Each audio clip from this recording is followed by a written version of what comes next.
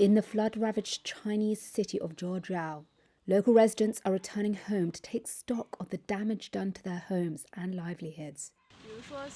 Li Yujie owns a hardware store in the area.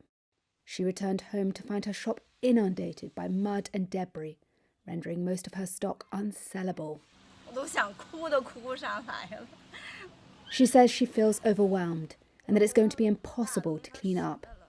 Nearby, this local resident described a similar scene at his home. As soon as I entered the house, there was over a foot of mud. All the furniture was ruined, completely soaked by floodwater. I estimated the water level to be as high as me, 5'9". That's how high the water was inside the house. The yard is filled with a terrible stench, and along the way, houses have collapsed. Northeastern China, Beijing and Hebei province have seen heavy rainfall and floods since Typhoon Doksuri made landfall in southern China 2 weeks ago. 14 people were reported to have died over the weekend in the Chinese city of Shulan.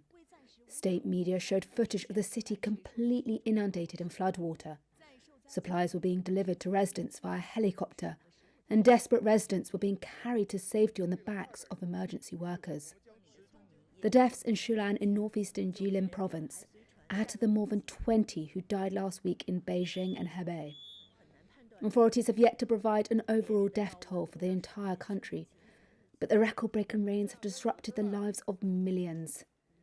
China on Sunday allocated an additional $48.8 million to support rescues and house repairs in the flood-hit regions.